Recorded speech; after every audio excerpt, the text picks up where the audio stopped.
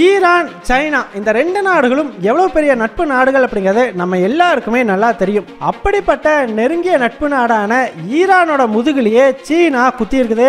இதனால கடுப்பாகி போன ஈரானிய மக்கள் பாத்தீங்கன்னா இப்ப சைனாவுக்கு எதிராக தைவான் விஷயத்துல ஈரான் தலையிடணும் அப்படிங்கிற ஒரு கோரிக்கையை வைக்க ஆரம்பிச்சிருக்காங்க.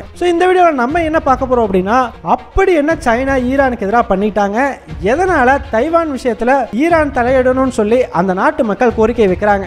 இந்த பிரச்சனைக்கு பின்னாடி இருக்கிற முழு காரணம் என்ன, இந்த மாதிரி பல விஷயங்களை பத்தியும் இந்த வீடியோல ரொம்பவே டீடைலா பார்த்தலாம். வீடியோவை லைக் பண்ணிக்கோங்க, சேனலை சப்ஸ்கிரைப் பண்ணிக்கோங்க. வாங்க வீடியோக்குள்ள போயிடலாம். அறிவோம் தெளிவோம் உறவுகளுக்கு அன்பான வணக்கங்கள்.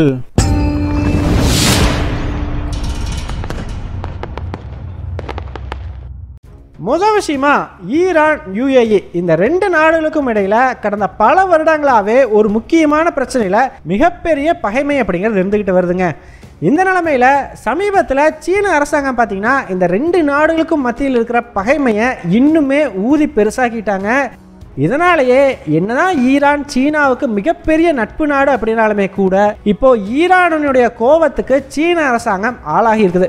அப்படி என்னப்பா சைனா பண்ணிட்டாங்க அப்படின்னு கேட்டீங்கன்னா, ஈரானும் யுஏஇயும் அண்டை நாடுகள் அப்படிங்கிறது நம்ம எல்லாருக்குமே தெரியும். இந்த ரெண்டு நாடுகளுக்கும் நடுவில் ஒரு கடல் பகுதி மட்டும்தான் இருக்குது, அதுவும் ரொம்ப குட்டியான ஒரு கடல் பகுதி. இதை நம்ம பெர்ஷியன் கல்ஃப் அப்படின்னு சொல்லுவோம்.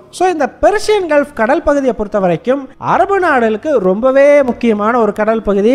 இந்த கடல் பகுதியை யாரு கட்டுப்படுத்துறாங்களோ அவங்களால மொத்த அரபு நாடுகளையுமே கட்டுப்படுத்த முடியும். காரணம், அவர்களுடைய வர்த்தகம் அப்படிங்கிறதே இந்த பெர்ஷியன் கல்ஃபை நம்பி தான் இருக்குது. இந்த பெர்ஷியன் கல்ஃப் கடல் பகுதியை கட்டுப்படுத்துறதுல 3 குட்டி தீவுகள் ரொம்பவே முக்கிய பங்கு வகிக்குதுங்க. அது எது அப்படின்னு பார்த்தீங்கன்னா, கிரேட்டர் டுனுபு, லெஸ்ஸர் டுனுபு, மூன்றாவதா அபு மாசு அப்படின்னு சொல்லக்கூடிய ஒரு தீவு. இந்த 3 தீவுகளுமே யாருக்கு சொந்தம் அப்படிங்கிறது தான் இப்போ ஈரானுக்கும் யுஏஇக்கும் கடந்த பல வருஷமாவே பிரச்சனை ஓடிக்கிட்டு இருக்குது. என்னதான் இப்போ இந்த 3 தீவுகளையுமே ஈரான் அரசாங்கம் அவங்களோட கட்டுப்பாட்டுக்குள்ள வச்சிருந்தாலுமே கூட யுஏஇ அரசாங்கம் அதில் எங்களுக்கும் சரிபாதி பங்கு உண்டு அப்படின்னு சொல்லி கிளைம் பண்ணுறாங்க. இதற்கு முக்கிய காரணம் என்ன அப்படின்னு பார்த்தீங்கன்னா, பிரிட்டிஷ்காரன் தாங்க.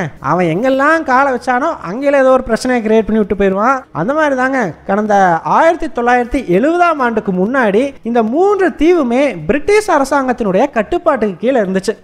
ஒரு கட்டத்தில் பார்த்தீங்கன்னா பிரிட்டிஷ் அரசாங்கம் இந்த தீவுகளை கொடுத்துட்டு வெளியேறிடலாம் அப்படின்னு சொல்லி முடிவு பண்ணுறாங்க.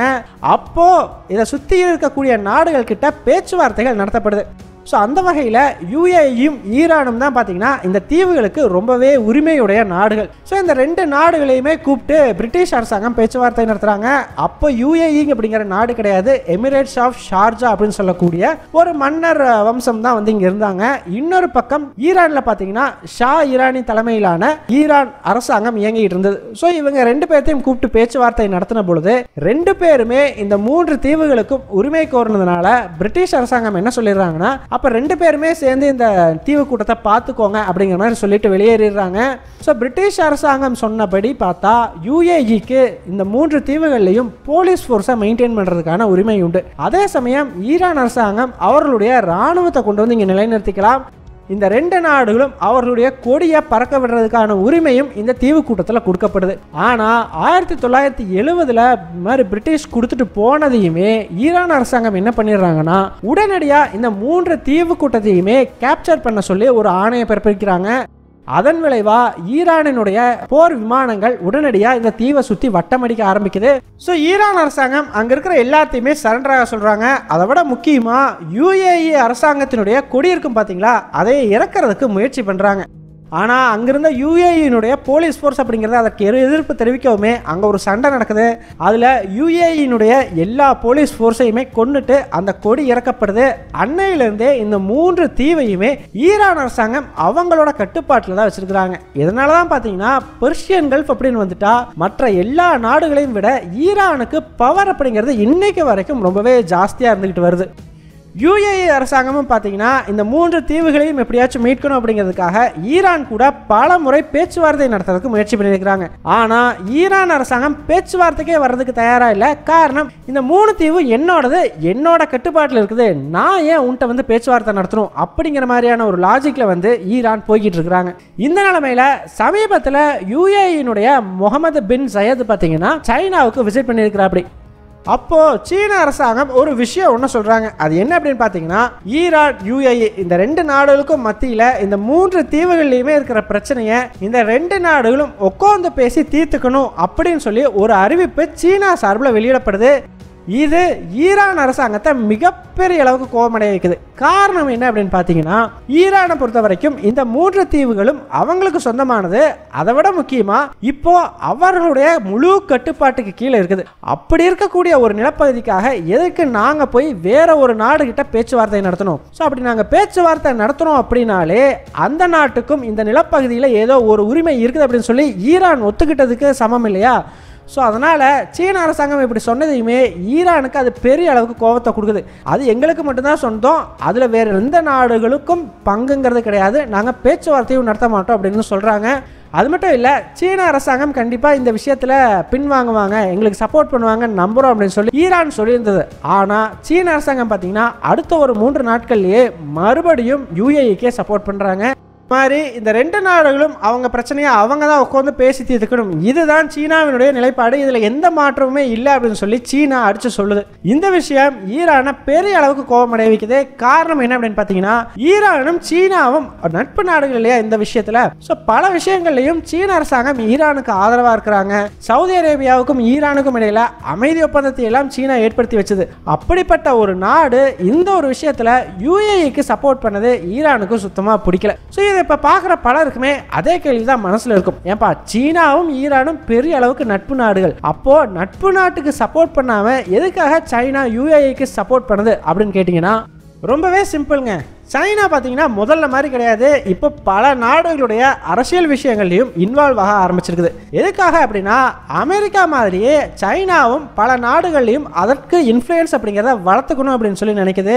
அந்த வகையில் தான் மத்திய கிழக்கு நாடுகள்லையும் அமெரிக்காவுக்கு சமமான ஒரு இன்ஃப்ளூயன்ஸ் தனக்கும் வேண்டும் அப்படிங்கிறதுக்காக சீனா மத்திய கிழக்கில் இருக்கிற அரசியல் விஷயங்களில் தலையிடுது.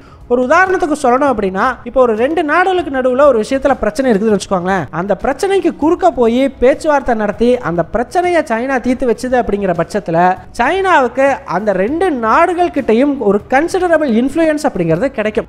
அந்த வகையில் தாங்க சமீபத்தில் சவுதி அரேபியாவுக்கும் ஈரானுக்கும் இடையில சீன அரசாங்கம் ஒரு பேச்சுவார்த்தையை நடத்தி சரி பண்ணி வச்சது. அதே மாதிரியான ஒரு விஷயத்தை தான் இப்போ UAEக்கும் ஈரானுக்கும் இடையில மறுபடியும் பண்றதுக்கு சீனா முயற்சி செய்யுது.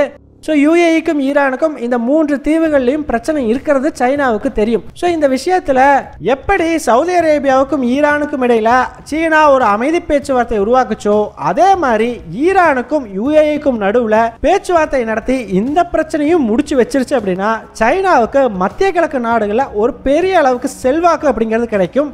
அதற்கு தான் சைனா பெரிய அளவுக்கு முயற்சி பண்ணிக்கிட்டு இருக்குது. ஸோ இதுதான் காரணம் அப்படின்னு கேட்டிங்கன்னா இன்னொரு காரணமும் இருக்குதுங்க.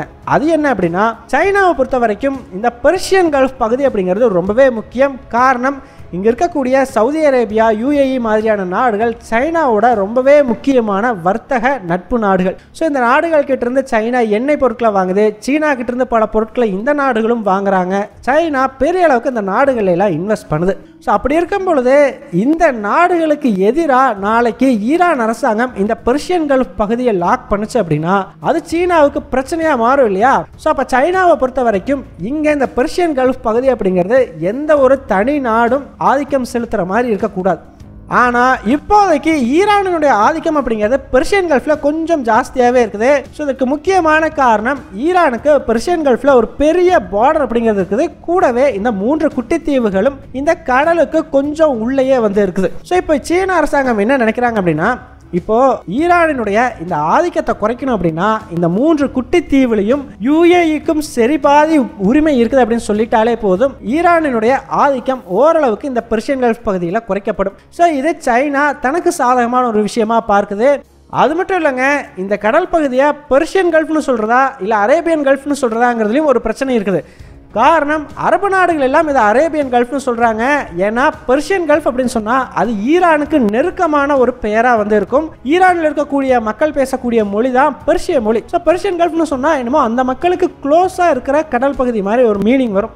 உதாரணத்துக்கு இந்தியன் ஓஷன் சொன்னால் நம்ம எல்லாத்துக்கும் இந்தியா தான் ஞாபகம் வரும் இல்லையா? ஸோ அந்த மாதிரி. ஸோ அதனால தான் இதை அரேபியன் கல்ஃப்னு சொல்லணும் அப்படின்னு சொல்லி அரபு நாடுகள் சொல்கிறாங்க.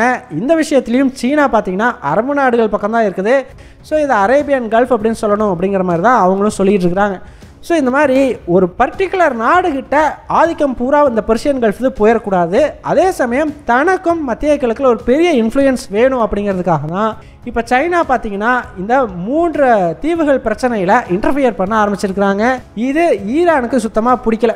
ஸோ ஈரானில் இருக்கிற பலருமே இப்போ என்ன சொல்ல ஆரம்பிச்சிருக்கிறாங்கன்னா, எப்படி சீன அரசாங்கம் இந்த 3 தீவுகளில் இன்டர்ஃபியர் பண்ணுறாங்களோ அதே மாதிரி நம்மளும் தைவான் பிரச்சனையில் சைனாவுக்கு எதிராக இன்டர்ஃபியர் பண்ணணும் அப்படிங்கிற ஒரு கருத்தை சொல்ல ஆரம்பிச்சிருக்கிறாங்க. ஸோ ஈரானுக்கும் சீனாவுக்கும் உருவாகி இருக்கிற இந்த புதிய பிரச்சனை எங்கே போய் முடியும் அப்படிங்கிறத நம்ம வெயிட் பண்ணி தான் பார்த்தாகணும். ஸோ நீங்கள் என்ன நினைக்கிறீங்க? சைனாவுக்கும் ஈரானுக்கும் இந்த பிரச்சனைனால ஒரு விரிசல் ஏற்பட வாய்ப்பு இருக்குதா? உங்களுடைய கருத்துக்கள் என்ன அப்படிங்கிறத மறக்காம கமெண்ட்ஸ் சொல்லுங்கள்.